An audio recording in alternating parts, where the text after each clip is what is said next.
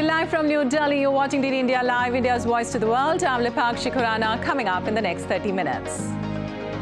UN Security Council passes Gaza aid resolution after days of delays, demands safe and unhindered aid deliveries at scale. France detains 2 people as Nicaragua-bound plane with Indian passengers grounded. India gets consular access, says situation being investigated, ensures well-being of passengers. On the vandalism of the Swaminarayan temple in US, Indian External Affairs Minister S. Jaishankar says extremist forces should not be given space.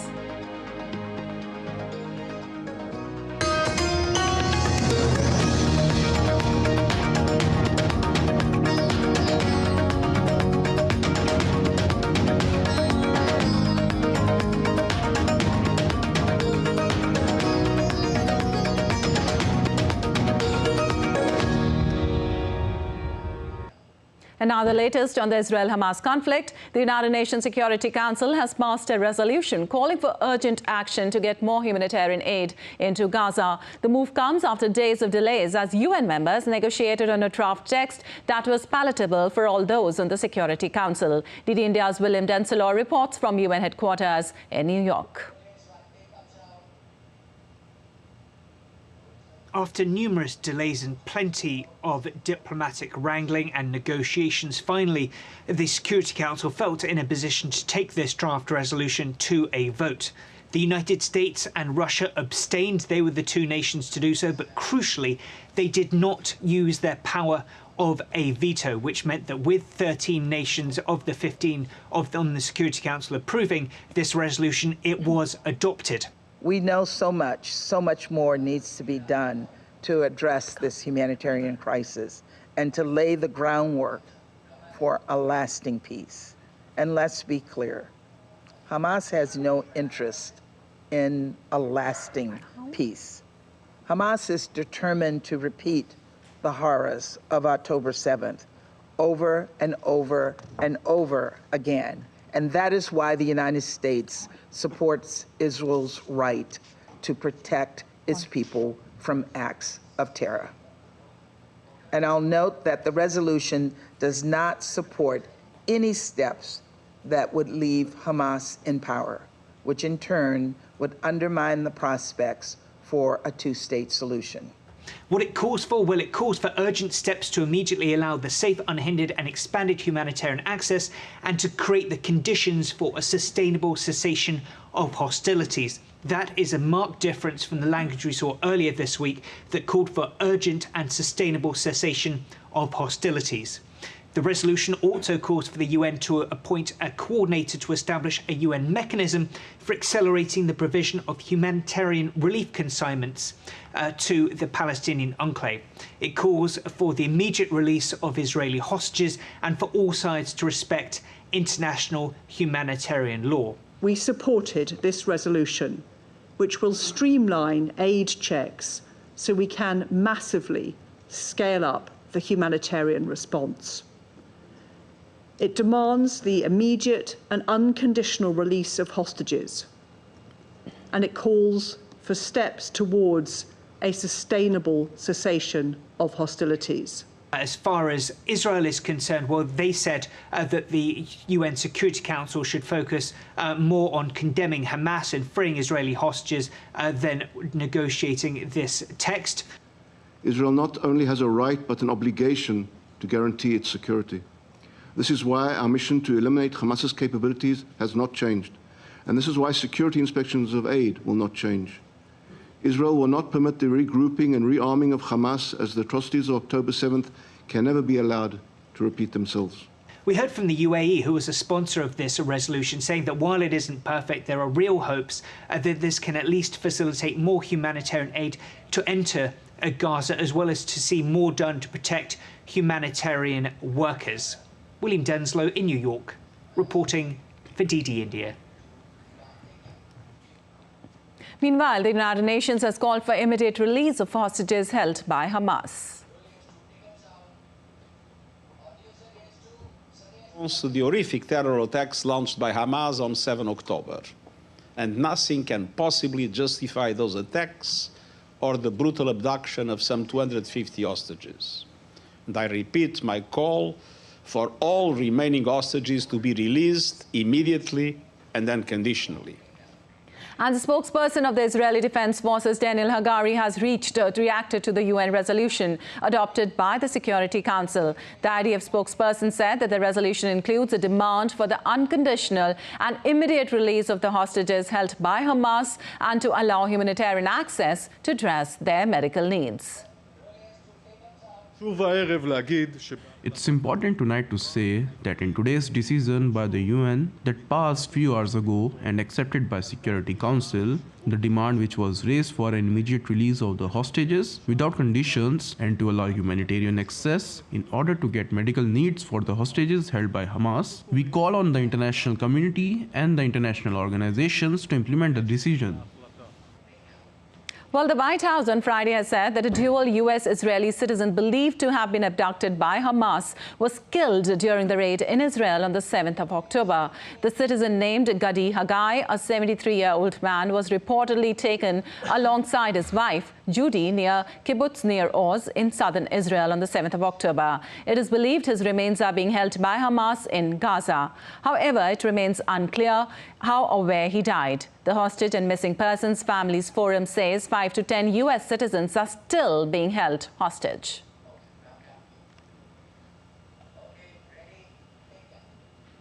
Meanwhile, Japan's government is replacing two top executives of the ruling LDP party as it tries to recover from an ongoing kickback scandal. Several powerful party members are being investigated for allegedly skimming money from fundraising events. Chris Gilbert reports for more from Tokyo.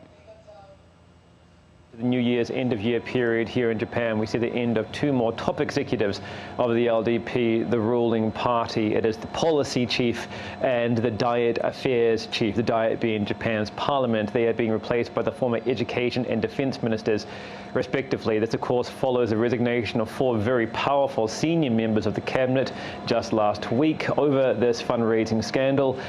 These were the ministers of industry and trade, agriculture, internal affairs, and, of course, the Chief Cabinet Secretary Hirokazu Matsuno.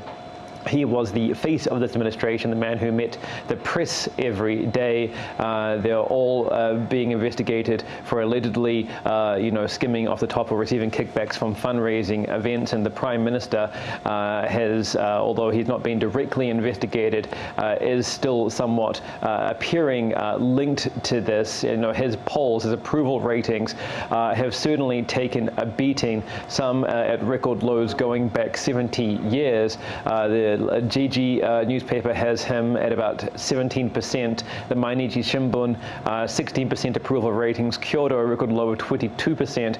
And his disapprovals are ranging anywhere between 58 to 70%. So as one political scientist said to me, he is grossly unpopular at the moment. And this is significant because heading into 2024, he is facing the renewal of his leadership of the LDP in about 10 months' time.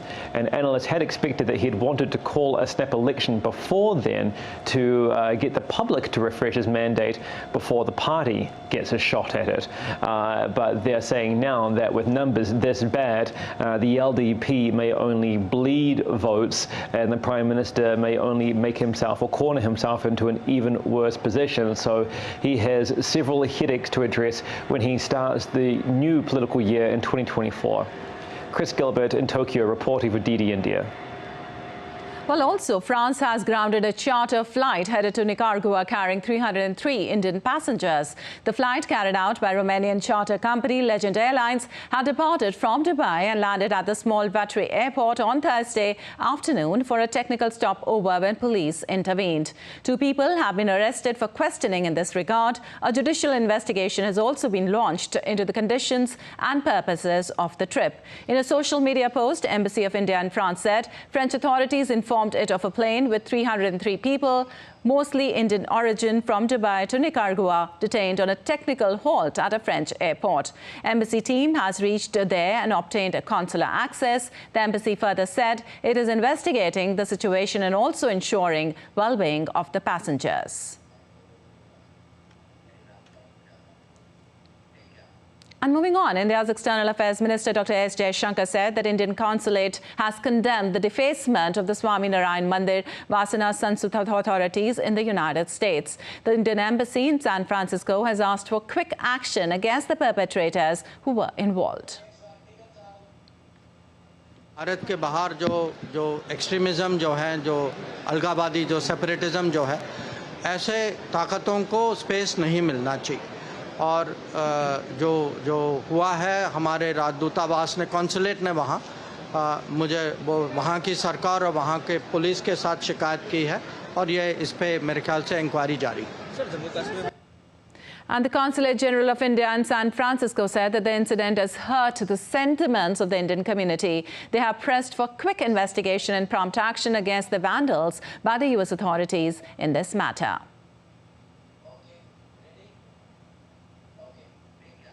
And still to come on this edition of DD India Live. The last French troops deployed in Niger to help fight a decade-old Islamist insurgency leave, giving in to the key demand of a junta there. In a landmark move, Cuba quietly authorizes euthanasia and becomes the second Latin American nation to legitimize it. Breaking gender barriers, a woman becomes India's first certified woman firefighter to operate a crash fire tender. We'll tell you the details ahead.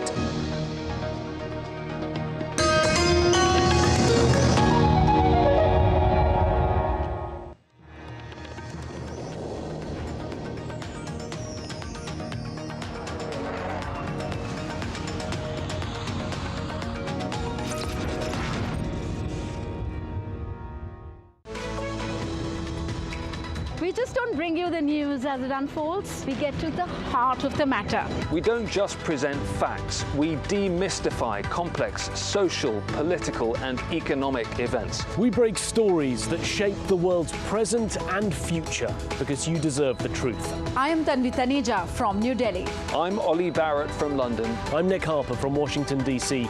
Join us on DD India Global Monday to Friday at these times.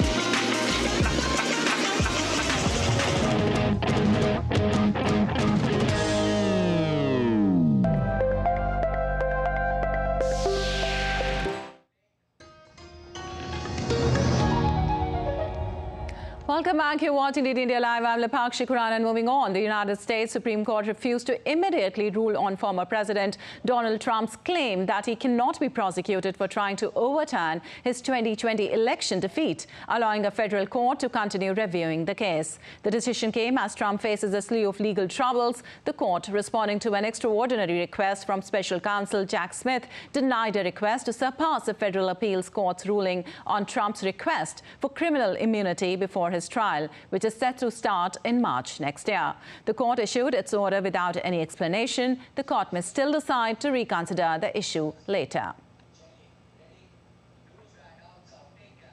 And Mexico's President Andrés Manuel López Obrador announced on Friday that his government will strengthen its efforts to control immigration as it seeks to assist the United States in dealing with an unprecedented surge of migrants attempting to cross the borders. The announcement comes after he spoke with U.S. President Joe Biden, during which the two leaders agreed that more border enforcement is necessary as the surge of migrants disrupts cross-border commerce. On Friday, the United States reopened two border crossings with Mexico 5 days after the two crossings were closed due to an increase in migrant traffic. The White House has thanked Mexico for its efforts to reduce migration in the region.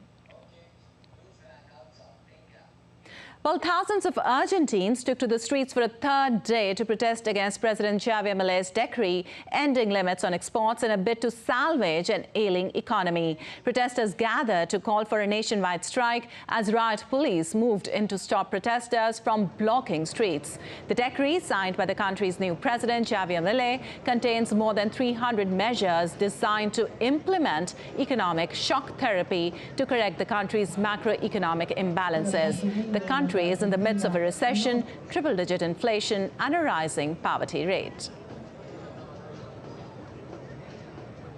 Well, Cuba on Friday authorized euthanasia, the practice of ending life of a patient to limit suffering, as part of its legislation updating the nation's legal framework for its universal and free healthcare system.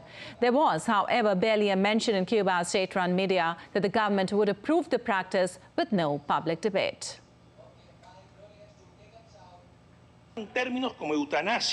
Terms such as euthanasia were removed from the law and instead used the important plural of determinations. This law legitimizes a right that was demanded during the family's court debate.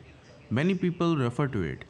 It is the right each person has, based on their own dignity, to determine how the end of their lives will transpire. De determinar cómo quiere que se desenvuelva el final de su vida. And moving on, the last French troops deployed in Niger to help fight a decade-old Islamist insurgency have left the country, marking a significant blow to France's influence in the region. France's military exit was a key demand of a junta that seized power in Niger in July, similar to those in neighboring Burkina Faso and Mali after earlier coups there. Niger had remained a key security partner of France until the coup. Earlier, France said that it was planning to close its embassy in Niger for an indefinite period. Well, National Day of Mourning is being observed in Czech Republic to pay tribute to the victims of the worst mass shooting of the Central European nation. Czech President Petr Pavel joined hundreds of mourners on Friday at the Charles University headquarters in Prague to pay tribute to the 14 people killed by a student gunman on Thursday. Also, people in Czech Republic mourned the victims of the country's worst mass shooting. Hundreds of candles lit up a square outside the university where a student gunman killed 14 people on the 21st of December. People outside the Charles University paid tribute to the victims. Moving on, rising sea levels are threatening Nigeria's coastal communities. In a southwestern town of more than 80% people have left their homes. Initially, the town was several kilometers away from sea, but in past 2 decades, it has been gradually invaded by sea water. Once a home to over 30,000, the town is now left with mere 5,000 people.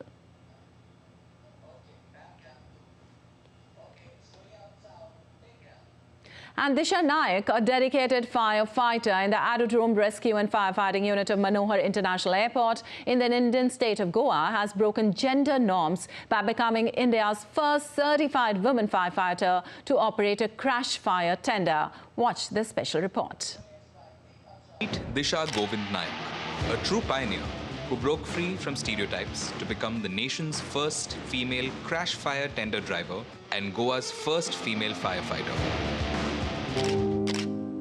सब काम अच्छे, किधर जाने का, cycling, जो running होता है, इसमें भी बहुत अच्छी थी वो। मेरा एक ड्रीम था कि मुझे एक यूनिफॉर्म जॉब चाहिए थी। पता चला कि एयरपोर्ट पे वैकेंसी ये पोस्ट आए हैं फायर फाइटर के, इसलिए मैंने वहाँ पे अप्लाई किया था। बाद में हमें कॉल आया था कि तुम्हारी इंटरव्यू है।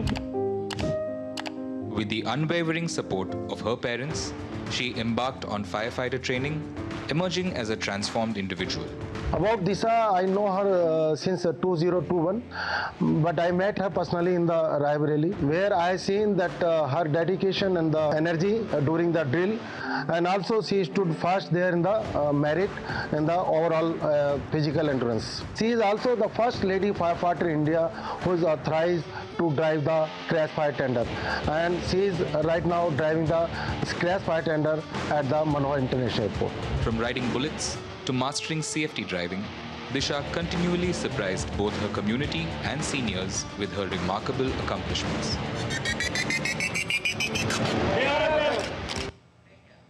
And Viksit Bharat Sankalp Yatra is being undertaken across the country with the aim to attain saturation of flagship schemes of the government through ensuring that the benefit of these schemes reach all targeted beneficiaries in a time-bound manner. Member of Indian Parliament Hema Malini participated in the yatra in the Indian village of Doordarshan. She notified about various public welfare schemes run by the government. Hema Malini distributed Kisan Nidhi Samman letters and Ayushman cards to eligible people. She also administered oath to the officers, workers and people present in the program.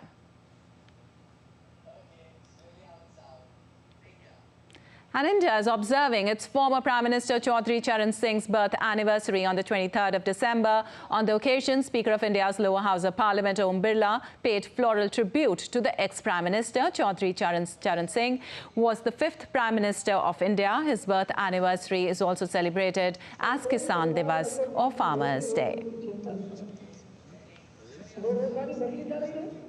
And on to sports now. Indian Sports Minister Anurag Singh Thakur paid a visit to the Sports Authority of India National Centre of Excellence. Union Sports Minister closely observed the facilities that are being provided to the athletes at the Sai Centre, Bengaluru.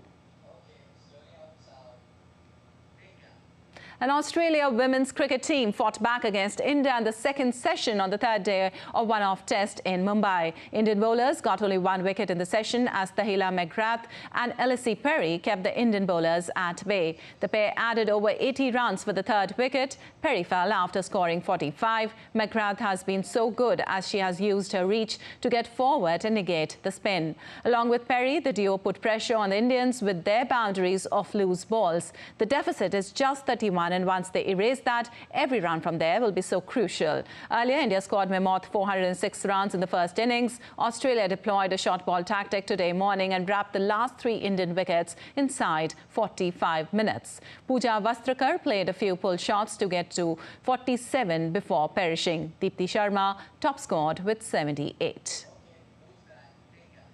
Indian batter Ruturaj Gaikwad has been ruled out of Test series against South Africa after he suffered an injury to his right ring finger while fielding in the second ODI against Proteas. The BCCI said he will report to the NCA for further management of his injury. The men's selection committee has named Abhimanyu Iswaran as his replacement.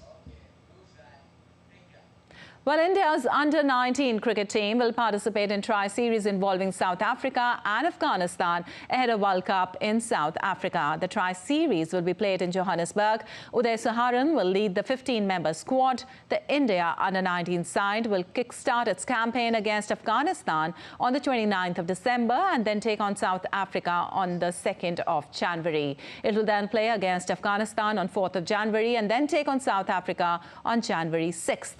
The final is scheduled on the 10th of January. The Under-19 World Cup is scheduled to begin on the 19th of January in Bloemfontein. India is in Group A along with Bangladesh, Ireland and USA. They are set to open the campaign against Bangladesh on the 20th of January. Also, the Premier League said the 2024-25 season will kick off on August 17th, 90 days after the current campaign ends. The new season begins just over a month after the European Championship ends, with the final scheduled for the 14th of July. The last game of the 2024-25 season will be played on the 25th of May 2025, and there will be no match on Christmas Eve after backlash that season. This year, Chelsea travelled to Wolverhampton Wanderers on Sunday with the London club's manager Mauricio Pochettino among those who voiced their frustration about playing on Christmas Eve. More in sports, Manchester City beat Brazilian side Fluminense 4-0 in the final to win the first ever Club World Cup in empathetic fashion. Julian Alvarez scored the fastest ever goal to cap a remarkable year by capturing the 5th trophy of 2023. Nino scored an own goal in the 27th minute, deflecting a shot from Phil Foden sideways into the net. Foden put the game away in the 72nd minute when he slid to poke in a hard cross across the box from Alvarez. Alvarez completed his brace in the 88th with a strike from just inside the box.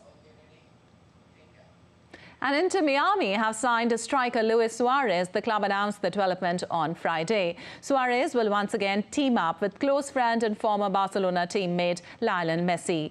Uruguayan has signed a contract for the 2024 season and has also been reunited with former Barca players and treble-winning teammates Sergio Busquets and Jordi Alba, with who they won 4 La Liga titles in 5 years.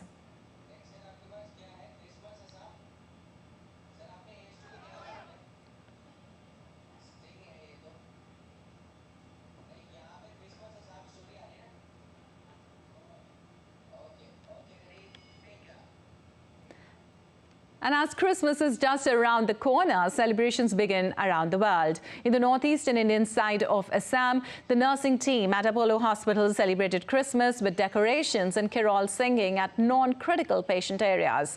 Many moderately ill patients enjoyed the carol singing and their hearts filled with festive spirits.